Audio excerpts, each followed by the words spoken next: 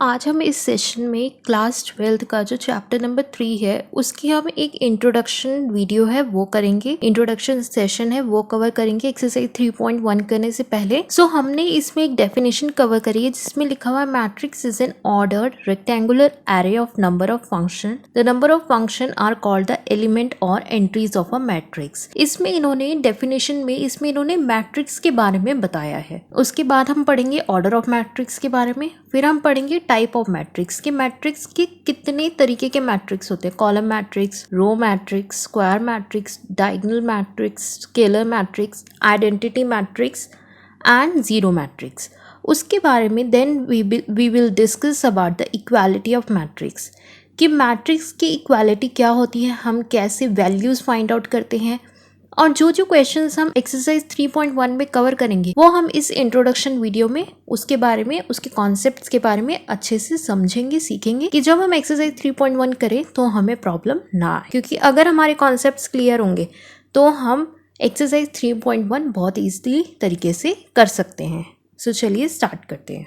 आज हम chapter number 3 matrix class 12th का करेंगे।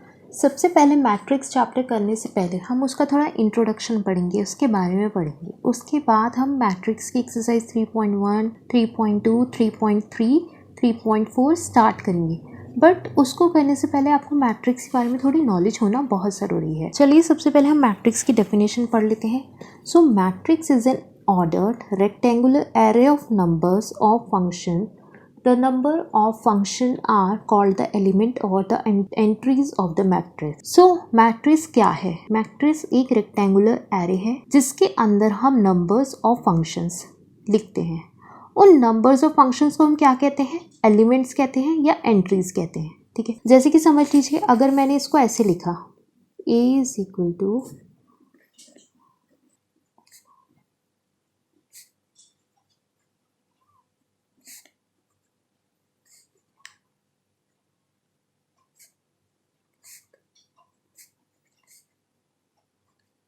ये मैंने एक मैट्रिक्स लिखा है। तो ये जो लिखा है मैंने, इसके अंदर जो ये नंबर्स दिखे इन्हें हम नंबर बोलेंगे और फंक्शन बोलेंगे। तो इन नंबर ऑफ फंक्शंस को हम क्या बोलेंगे? Entries of matrix. ये मैंने क्या करी है? एंट्रीज करी है मैट्रिक्स में। ठीक है, तो ये क्या है? मैट्रिक्स की डेफिनेशन क्या है? मैट्रिक्स एक रेक्टेंगुलर एरे है किसका? नंबर ऑफ फंक्शंस का। इन नंबर ऑफ फंक्शंस को हम एलिमेंट्स भी बोलते हैं और एंट्रीज ऑफ मैट्रिक्स भी बोलते हैं। ठीक है, इतनी बात समझ में आ गई। अब हम पढ़ते हैं कि हमारे रोज और कॉलम क्या होते हैं। ये होते हैं हमारे कॉलम और ये हमारी होती है rows. Means these are our columns and these are our rows. ठीक है, ठीक है। तो इसको हम कैसे लिखते हैं? ऐसे भी हम लिखते हैं A11, A12, A13, A21, A22, A23, A31, A32, A33। तो अब आप लोग सोचोगे कि A11 का मतलब है क्या? A11 क्यों लिखा मैम ने? A11 है हमारा फर्स्ट रो फर्स्ट कॉलम। ये हमारे कॉलम है ना, इन्हें हमने क्या बोला है? कॉलम। और इन्हें क्या बोलते हैं हम? अपना रो। तो ये क्या हो गया? ये फर्स्ट रो होगी और फर्स्ट कॉलम हो गया। ये फर्स्ट रो का सेकंड कॉलम हो गया। A12 क्या हो गया? First row second column. ठीक है, A13 क्या हो गया? First row and third column. Third column है ना, ये रो तो आपकी पहली चल रही है, थर्ड कॉलम। ये A21 कितना होगा? Second row first column, second रो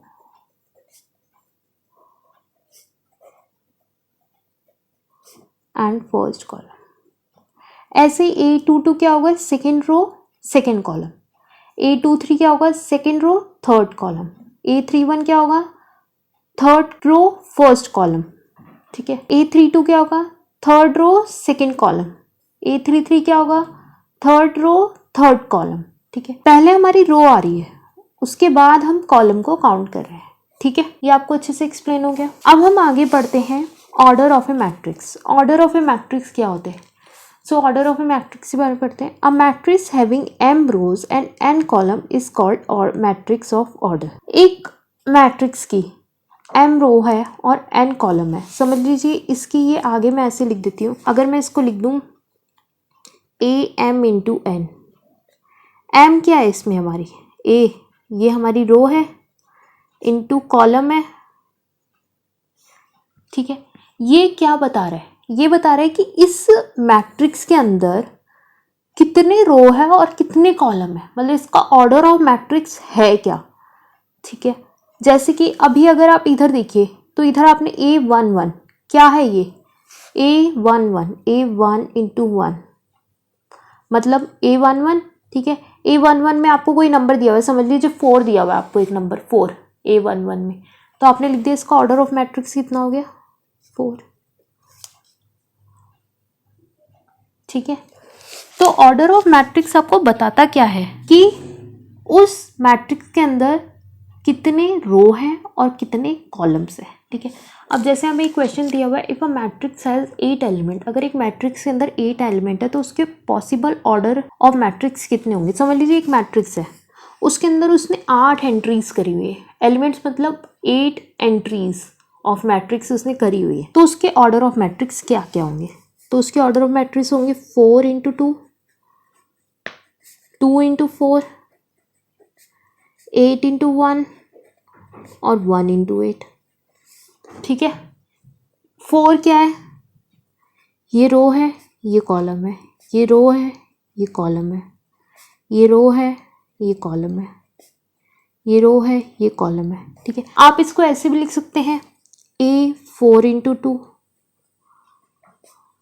आप इसको ऐसे भी लिख सकते हैं, आप ऐसे भी लिख सकते हैं A2 इंटू 4, ठीक है। तो आपको पता चल गया कि इसमें अगर 8 एलिमेंट होंगे तो हमारे कितने पॉसिबल ऑर्डर ऑफ मैट्रिक्स बनेंगे। तो ये बनेंगे 4 2 ज़ा 8, 4 2 ज़ा 8, 8 1 ज़ा 8, 8 1 ज़ा 8, ठीक है। इतने ऑर्डर ऑफ मैट्रिक्स बन सकते हैं, मतलब 4 रो बनेंगी 2 कॉलम बन जाएंगे, या 2 रो बनेंगी 4 कॉलम बन जाएंगे, या 8 रो बनेगी 1 कॉलम बनेगा, या 1 रो बनेगी 8 कॉलम बनेंगे। ये इससे ये हमें बताना चाह रहा है। चलिए अब हम पढ़ते हैं। चलिए अब हम टाइप ऑफ मैट्रिक्स के बारे में पढ़ते हैं। सबसे पहले हम पढ़ते हैं कॉलम मैट्रिक्स के बारे में। टाइप ऑफ मैट्रिक्स में काफ़ी सारे मैट्रिक्स कवर होते हैं। Column matrix, row matrix, square matrix, diagonal matrix, scalar matrix, identity matrix, zero matrix. तो सबसे पहले हम कॉलम मैट्रिक्स के बारे में पढ़ते हैं। कॉलम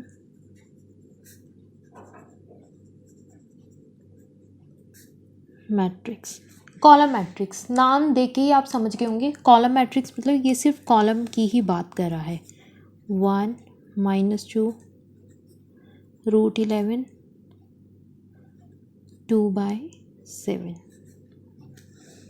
मतलब कॉलम मैट्रिक्स मतलब एक ऐसा मैट्रिक्स जिसमें सिर्फ कॉलम वाली एंट्रीज हमने करी हुई है मैट्रिक्स के अंदर, ठीक है। मतलब कि उसमें सिर्फ जो हमने नंबर्स और फंक्शंस लिखे हुए हैं वो सिर्फ कॉलम वाले हैं, ठीक है। चलिए इसकी एक बार डेफिनेशन पढ़ते हैं। हमें डेफिनेशन में लिखा हुआ है a matrix is said to be column matrix when it has only 1 column, मतलब उसका सिर्फ एक ही कॉलम होगा और कुछ नहीं, और उसका ऑर्डर ऑफ मैट्रिक्स क्या होगा 4 into 1, means it has only 1 column. कितने कॉलम होंगे उसके, सिर्फ 1 कॉलम होंगे। हम अपना रो मैट्रिक्स के बारे में पढ़ लेते हैं। रो मैट्रिक्स वो होती है जिसकी सिर्फ 1 रो होती है, तभी इसका नाम क्या है, रो मैट्रिक्स। मतलब जैसे कि आपको दे देंगे कि एक रो है जैसे कि 7 4 -2 6/5 एंड √3, जैसे कि इसमें आप देख ही सकते हैं आपकी सिर्फ एक ही रो है, ठीक है। तो इसका रो मैट्रिक्स क्या होती है, if a matrix that has only 1 row, the matrix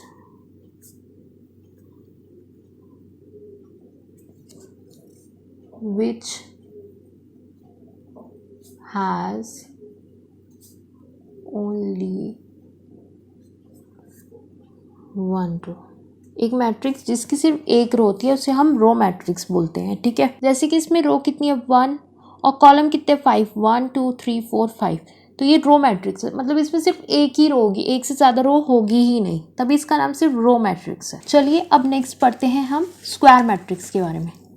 ठीक है, तो स्क्वायर मैट्रिक्स हमें क्या बताता है?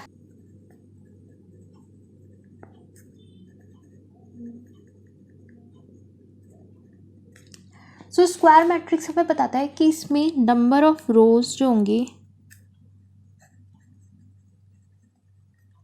वो इक्वल होगी नंबर ऑफ कॉलम्स के।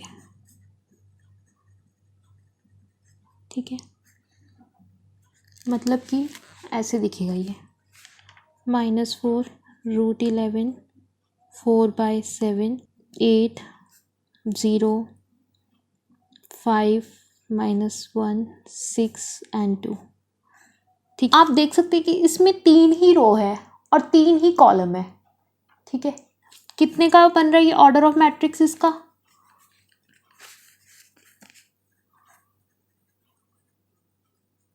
इसका ऑर्डर ऑफ मैट्रिक्स बन रहा है 3 रो एंड 3 कॉलम। ये है इसकी रो एंड ये है इसकी कॉलम। तो चलिए स्क्वायर मैट्रिक्स की एक बार डेफिनेशन पढ़ते हैं कि स्क्वायर मैट्रिक्स की डेफिनेशन क्या कह रही है। So a matrix is said to be square matrix when its number of rows is equal to the number of column. Square matrix जैसे कि मैंने आपको समझाया है, जहाँ पे नंबर ऑफ रोज इक्वल होगी नंबर ऑफ कॉलम के, तो उसे हम स्क्वायर मैट्रिक्स बोलेंगे। जैसे कि इसमें ऑर्डर ऑफ मैट्रिक्स क्या है 3x3। अगर आपका ऑर्डर ऑफ मैट्रिक्स 4x4 है तो भी हम उसे स्क्वायर मैट्रिक्स बोलेंगे, क्योंकि उसके रो जो होंगे वो कॉलम के इक्वल होंगे। ठीक है, 4 रोज है तो 4 कॉलम है, it means it is a square matrix.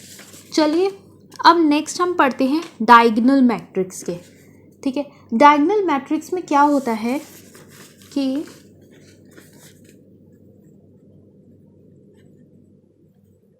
Diagonal matrix में आपका सिर्फ डायगोनल होगा और बाकी सारे मैट्रिक्स आपके ज़ीरो होंगे। ठीक है, जैसे कि आपका डायगोनल कैसे होता है, ऐसे होता है, ऐसे करके होता है ना। तो समझ लीजिए आपका ये आ गया 8 1/2√3, ये आपका डायगोनल बन चुका है। बाकी सारे मैट्रिक्स आपके ज़ीरो होंगे, मतलब बाकी सारी जो नंबर ऑफ एंट्रीज है, एलिमेंट्स है, वो ज़ीरो होंगे।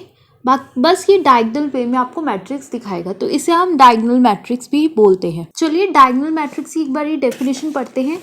सो डायगोनल मैट्रिक्स की डेफिनेशन है square matrix where all element except the diagonal elements are zero. So diagonal matrix में डायगोनल वाले एलिमेंट्स को छोड़कर बाकी सारे एलिमेंट्स उसके ज़ीरो होंगे। जैसे इधर देखिए आप, इधर सिर्फ डायगोनल वाले एलिमेंट्स को उसने छोड़ा, बाकी सारे एलिमेंट्स आपके ज़ीरो हैं। नेक्स्ट है आपका स्केलर मैट्रिक्स। स्केलर मैट्रिक्स में क्या होता है कि स्केलर मैट्रिक्स में आपके जो डायगोनल्स होंगे ना वो इक्वल होंगे। मतलब अगर ये 2 है तो ये डायगोनल वाइज भी 2 2 2 ही होगा और बाकी सारे आपके नल होंगे, ज़ीरो होंगे। ठीक है, 2 2 2 होगा। अगर आपका स्केलर मैट्रिक्स कोई सा भी हो तो उसमें डायगोनल वाइज जो आपकी एंट्रीज आपने करी होंगी एलिमेंट्स की, वो आपकी सेम होंगी। जैसे कि डायगोनल मैट्रिक्स में तो डिफरेंट होती है ना, है ना। यहाँ पे आपने 8 लिखा हुआ है, यहाँ पे 1/2, यहाँ पे √3, बट इधर आपकी सेम होंगी, तो इसे हम स्केलर मैट्रिक्स बोलेंगे। तो चलिए आप स्केलर मैट्रिक्स की डेफिनेशन पढ़ते हैं। A matrix is scalar matrix when its diagonal element are equal. एक मैट्रिक्स को हम स्केलर मैट्रिक्स तब बोलेंगे जब उसके डायगोनल एलिमेंट्स इक्वल होंगे। जैसे यहाँ पे √2 √2 √2, डायगोनल एलिमेंट्स तो इक्वल है ना, बाकी सब ज़ीरो। ठीक है, बट डायगोनल मैट्रिक्स में आपके डायगोनल एलिमेंट सेम नहीं होंगे, स्केलर मैट्रिक्स में सेम होंगे। यही दोनों में डिफरेंस है। चलिए अब पढ़ते हैं आइडेंटिटी मैट्रिक्स। क्या आइडेंटिटी मैट्रिक्स क्या होता है? सो आइडेंटिटी मैट्रिक्स में क्या होगा कि जो आपकी डायगोनल एलिमेंट्स है ना वो सारे 1 होंगे, मतलब इक्वल टू 1 होंगे। मतलब आपकी डायगोनल एलिमेंट क्या है, 1 है। ठीक है, आइडेंटिटी मैट्रिक्स में। चलिए इसकी डेफिनेशन पढ़ते हैं। A matrix in which elements in the diagonal are all 1। एक मैट्रिक्स जिसमें कि डायगोनल एलिमेंट्स जो है वो उसके 1 दिए हुए हैं, तो उसे हम आइडेंटिटी मैट्रिक्स बोलेंगे। तो चलिए अब हम डिफरेंस पढ़ते हैं डायगोनल मैट्रिक्स में, स्केलर में और आइडेंटिटी में। देखिए डायगोनल मैट्रिक्स में जैसे कि आप देख ही सकते हैं कि डायगोनल मैट्रिक्स में आपका क्या होता है कि आपको डायगोनली जो आपके एलिमेंट्स हैं वो सेम नहीं होंगे, वो डिफरेंट होगी, स्केलर में सेम होंगे, और आइडेंटिटी में आपका मैट्रिक्स जो डायगोनली होगा वो 1 के इक्वल होगा, ठीक है। तो इसमें डिफरेंट होते हैं, इसमें सेम होते हैं, और इसमें सिर्फ 1 होता है। अगर 1 होगा तो मतलब समझ जाइए कि आइडेंटिटी मैट्रिक्स है। अब हम पढ़ते हैं last zero matrix. Zero matrix का नाम समझ के आप सुन के आप समझ गए होंगे कि इसमें क्या होगा। सो जीरो मैट्रिक्स में आपकी जो नंबर ऑफ एलिमेंट्स है मैट्रिक्स में जो आप एंट्रीज करेंगे वो सारी 0 0 होंगी, तो ये जीरो मैट्रिक्स है, ठीक है। एक बार रिवाइज कर लेते हैं। सो कॉलम मैट्रिक्स क्या होंगे, जिसमें आपका सिर्फ एक ही कॉलम होगा, ठीक है। तो आपका इसमें ऑर्डर ऑफ मैट्रिक्स क्या होगा, आपकी रो कितनी है बताइए मुझे। रो आपकी 4 है,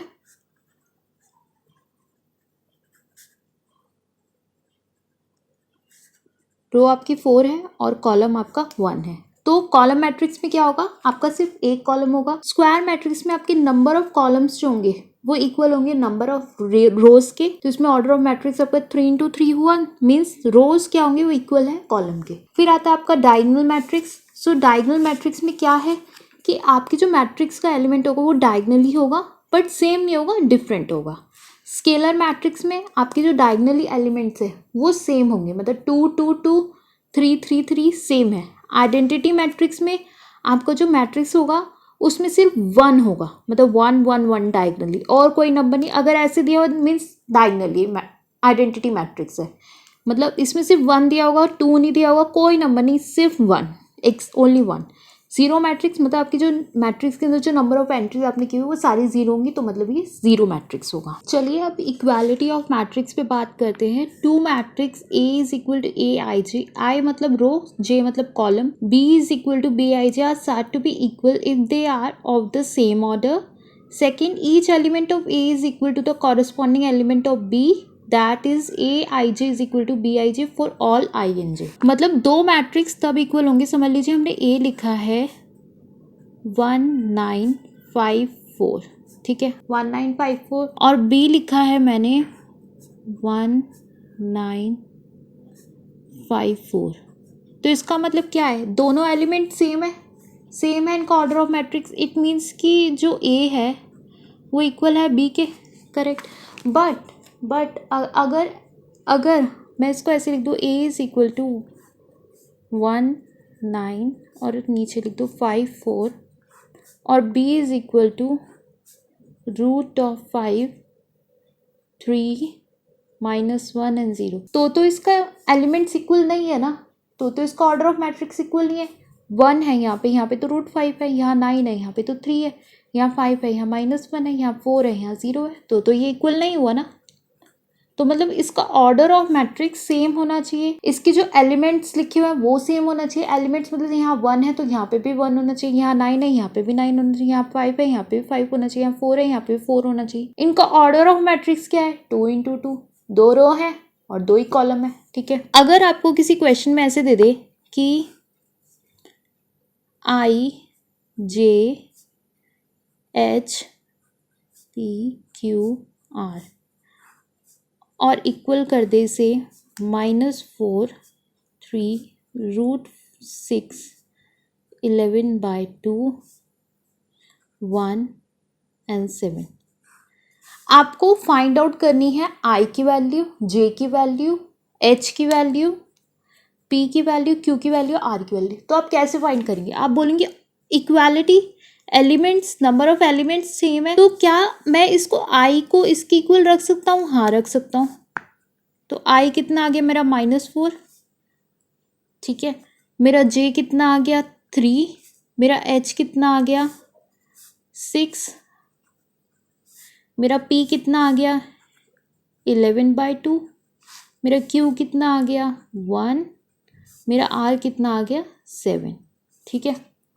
तो आपको ये पता चल गया कि हाँ भाई मेरी इन जो अल्फ़ाबेट्स हैं उनकी वैल्यू क्या है, ठीक है। बट जब आप इक्वालिटी की बात करें तो आपका ऑर्डर ऑफ मैट्रिक्स इक्वल होना चाहिए, आपके एलिमेंट्स इक्वल होना चाहिए। समझ लीजिए अगर आपको ऐसे लिख दिया ए इज इक्वल टू 1 2 5 6 और बी आपको दे दिया 1 √3 11/2 -5 6 and 0, तो ये तो इसके ऑर्डर ऑफ मैट्रिक्स भी इक्वल नहीं है, इसमें आपको 3 रो दी है और 2 कॉलम दिए हुए हैं, इसमें 2 रो है 2 ही कॉलम है, तो इसमें तो कुछ भी इक्वल नहीं है, that means it is not equal, ठीक है।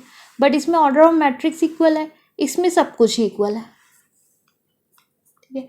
बट मेनली आपको क्वेश्चन में ऐसे पूछा जाता है कि आप ऐसे हमें वैल्यूज फाइंड करके बताओ। आज हमने चैप्टर नंबर 3 करने से पहले, उसकी एक्सरसाइज 3.1 करने से पहले हमने एक छोटी सी इंट्रोडक्शन वीडियो बनाई है। आई होप आपको ये वीडियो सब में जो कॉन्सेप्ट्स है समझ में आए होंगे, जो हम यूज़ करेंगे एक्सरसाइज 3.1 में। सो प्लीज़ हमारे इस चैनल को सब्सक्राइब करिए, वीडियो को लाइक करिए और शेयर करिए। हमने और भी बहुत सारी चीज़ें कवर करी हुई हैं, जैसे कि हमने क्लास 9th का काफ़ी सारे चैप्टर्स कवर करे हुए हैं, तो आप वो भी देख सकते हैं, और हम करंट अफेयर्स भी कवर करते हैं अपने इस चैनल पे।